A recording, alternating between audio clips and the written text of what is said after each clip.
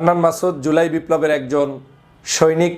এই হান্নান মাসুদ তার নির্বাচনী এলাকায় গণসংযোগ চলাকালে তার ভাষ্যমতে তার উপরে বহিষ্কৃত বিএনপির নেতাকর্মীরা হামলা চালিয়েছেন।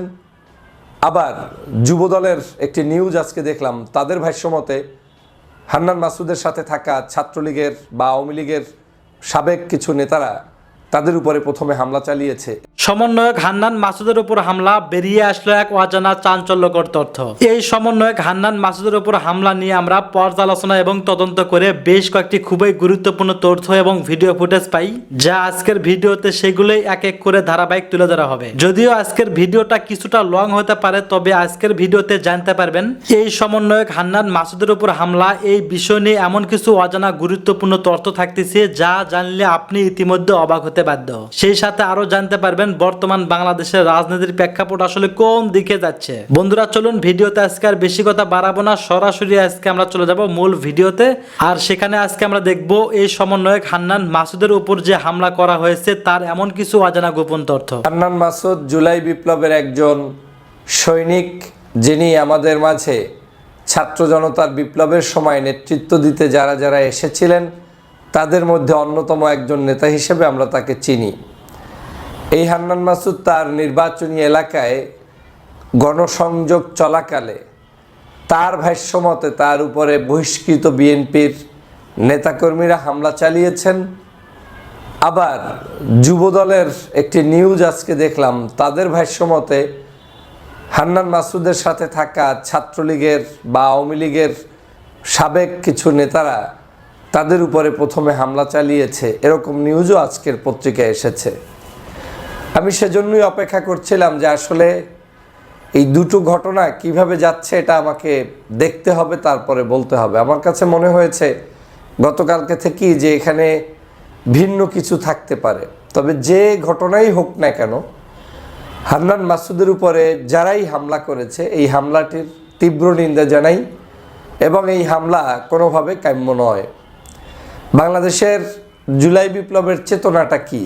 জুলাই বিপ্লবের আমাদের চেতনা, আমরা বাংলাদেশকে বৈষম্যহীন একটি বাংলাদেশ গঠন করব। এই বাংলাদেশে সকল রাজনৈতিক দল স্বাধীনভাবে মত প্রকাশ করবে, স্বাধীনভাবে পথ চলবে, দেশবাসী যার যার মতো করে স্বাধীন মত প্রকাশ করবে। তার স্বাধীনতা বিঘ্ন করা তো আমার এই জুলাই বিপ্লবের চেতনা না। যদি হান্নান মাসুদের কথাই সত্য হয় যে বিএনপির বহিষ্কৃত কিংবা বিএনপিরই ধরে নিলাম, যুবদল হোক ছাত্রদল হোক যে দলেরই হোক না কেন তারা আক্রমণ করেছে, সেটা কি আসলে কোনো সঠিক কাজ করেছে? না, কখনোই এটা সঠিক কাজ করেনি।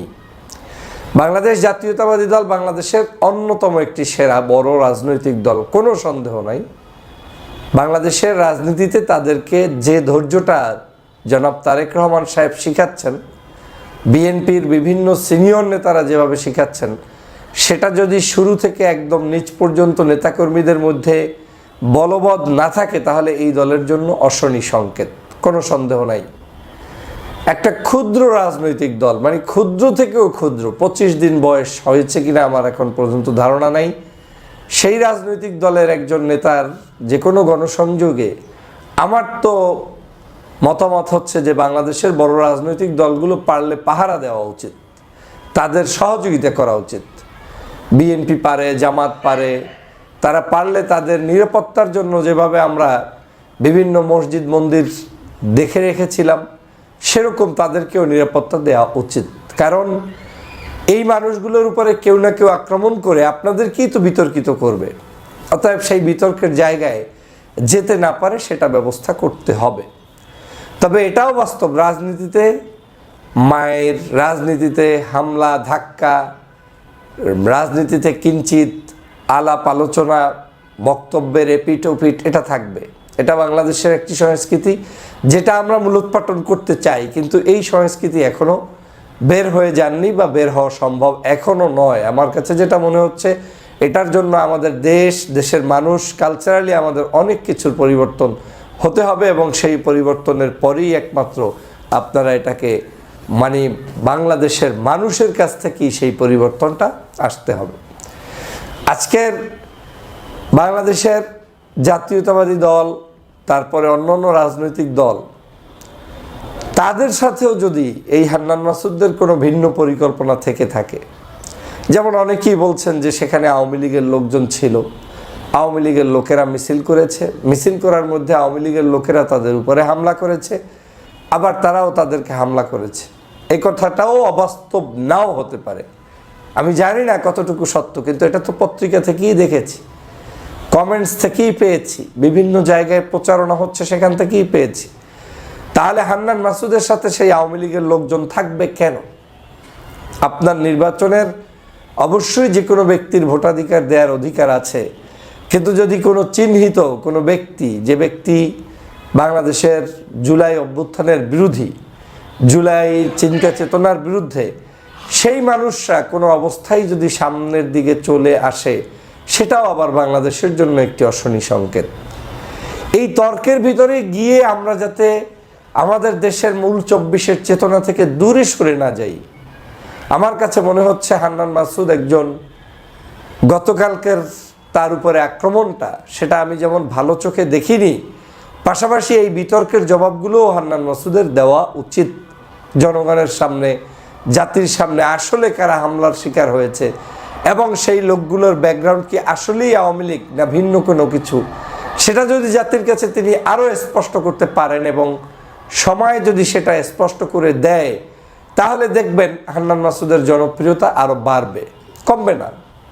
তিনি যদি নিশ্চিত করতে পারেন যে না, এই লোকগুলো আমারই এবং এই লোকগুলো কোনো সন্ত্রাস নয়, চাঁদাবাজ নয়, মানে হত্যাকারী নয়, লোকগুলো সমাজের মানে অংশ এবং ভালো মানুষ, তাহলে হান্নান মাসুদের প্রতি কিন্তু সিম্পেথি মানুষের আরও বাড়বে।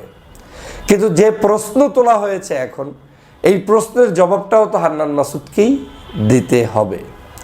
প্রিয় বন্ধুরা আমার, আমাদের আগামী নির্বাচন কেমন হবে, কেমন হতে পারে, তার একটা নিদর্শন গতকালকের আপনি পেলেন। একজন প্রার্থী সম্ভাবনা হতে পারে হান্নান মাসুদ, তিনি হয়তো একজন প্রার্থী, সর্বোচ্চ প্রার্থী হবেন, এলাকায় যাবেন, তো তার উপরে যদি আক্রমণ এভাবে হয়, ৩০০ আসনে যখন প্রার্থী ৯০০, ১০০০, ২০০০ প্রার্থী মাঠে ময়দানে চষে বেড়াবেন, তখন যে কি পরিমাণ আক্রমণের শিকার কিংবা একে অপরের প্রতি এ ধরনের বিষাদগার করবে, সেটা কিন্তু আজকের এখান থেকেই প্রমাণিত হচ্ছে। সরকারের জন্য কিন্তু এখান থেকে একটি লার্নিং পয়েন্ট আছে। সরকারের উচিত হবে এই বাংলাদেশের আগামী নির্বাচনকে সুষ্ঠু সুন্দরভাবে গড়ে তোলার জন্য সরকারের পক্ষ থেকে এখনই এই জায়গাগুলোতে হস্তক্ষেপ করা, কঠোরভাবে দমন করা। আপনি যদি এখন দমন করতে না পারেন, এখন যদি কোনো মানুষের উপরে আক্রমণ ঠেকাতে না পারেন, নির্বাচনের সময় আপনি ৩০০ আসনে একত্রে পারবেন না। যে কারণে অনেক রাজনৈতিক দল ভয় পায় বড় রাজনৈতিক দলগুলোকে, বিশেষ করে বাংলাদেশের বিএনপিকে এখন সবাই মনে করে তারাই আগামীর বড় রাজনৈতিক দল। তো এই রাজনৈতিক দলের নেতাকর্মীরা কি ছোটদেরকে প্রচারণায় স্বাধীনভাবে করতে দিবে, নাকি প্রত্যেকটি জায়গায় সংঘাতের রাজনীতি শুরু হয়ে যাবে? যদি তাই হয়, সেটা বিএনপির জন্য যেমন শুভকর হবে না, আগামী নির্বাচনের জন্য শুভকর হবে না, অন্য ছোট রাজনৈতিক দলের জন্য শুভকর হবে না। আমাদের দায়িত্বশীল আচরণ প্রকাশ করতে হবে। আমাদের প্রত্যেকের জায়গা থেকে প্রত্যেকেরই এ ব্যাপারে সতর্ক অবস্থান গ্রহণ করতে হবে এবং আমাদের একটি শপথ নিতে হবে যে আমরা জনপ্রিয়তায় আমাদেরকে জনগণ যাকে সিদ্ধান্ত দিবে, আমরা তার সিদ্ধান্ত মোতাবেক আমরা জনতার সিদ্ধান্তকে মেনে নিয়ে আগামীর বাংলাদেশ গঠন করব। আমরা শহীদ রাষ্ট্রপতি জিয়া রহমানের আদর্শ যারা ফলো করে, তারা শহীদ রাষ্ট্রপতি জিয়া রহমানের আদর্শের মূল চেতনাকে জাতির কাছে বলবে। জামায়াত ইসলাম তার চিন্তা চেতনা আদর্শকে জাতির কাছে বলবে। ছোট রাজনৈতিক দলগুলো তাদের চিন্তা চেতনা বলবে। বলার পরে জনগণ সিদ্ধান্ত দিবে যে কোন পার্টিতে কে কত ভোট দিবে। কিন্তু এইভাবে যদি আপনারা একে অপরের সাথে আক্রমণের শিকার হয়ে রাজনীতি চলে, তাহলে সেই রাজনীতির জন্য তো ২৪-এর জুলাই বিপ্লব হয়নি। আমি আবারও তীব্র নিন্দা জানাই হান্নান মাসুদের উপরে আক্রমণের বিষয়গুলো নিয়ে। রাজনীতিতে তর্ক বিতর্ক থাকবে। হান্নান মাসুদের দলের গত ৩ দিন পর্যন্ত তার দলের একজন সিনিয়র নেতা হাসনাত আবদুল্লাহর মন্তব্য সেনাবাহিনী নিয়ে, তার পরবর্তীতে সার্জিস আলমের মন্তব্য সেনাবাহিনী নিয়ে, পরবর্তীতে আবার হান্নান মাসুদের বক্তব্য সেনাবাহিনী নিয়ে, এই মন্তব্যের ভিড়ে অনেকেই আলোচনায় চলে যাবেন, সমালোচিত হবেন, কেউ কেউ রাজনীতির মাঠ থেকে ছিটকেও পড়বেন।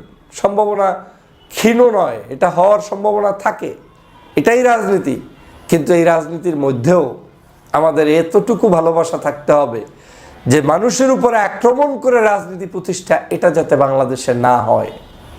হান্নান মাসুদের অবদান যদি আজকে আমরা ভুলে যাই, হবে না। 24-এর অভ্যুত্থানে তার যে অবদান সেটা ভুলে যাওয়া যাবে না। হান্নান মাসুদ আমাদের জন্য দিকপাল হয়ে সেদিন ফিরে এসেছিলেন। 24-এর গণ অভ্যুত্থানে যে সকল ভাইয়েরা শহীদ হয়েছেন, এই হান্নান মাসুদদের উদ্দীপনায় আজকের বাংলাদেশের ভাইয়েরা যারা গাজী হয়েছেন, তারা দেশটাকে আবার নতুন করে সাজাচ্ছেন। তাদের প্রতি আমাদের সিম্পিতি থাকতে হবে।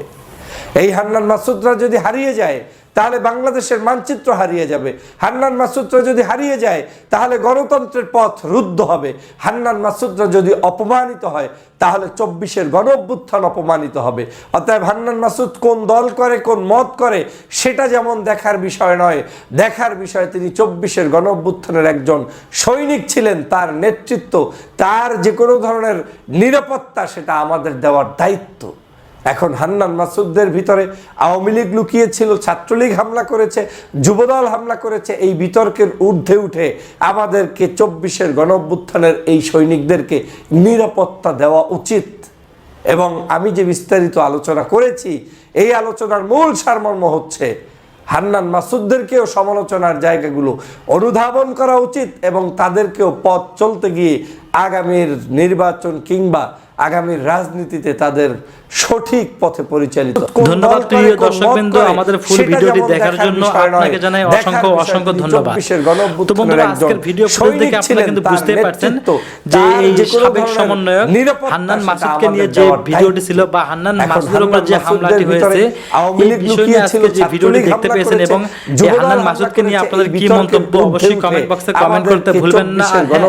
এমন নিত্য নতুন আপডেট খবর সবার আগে পেতে চাইলে এখনই আমাদের এই পিচ্চি সাকিব ইউটিউব চ্যানেলটি সাবস্ক্রাইব করুন। ধন্যবাদ।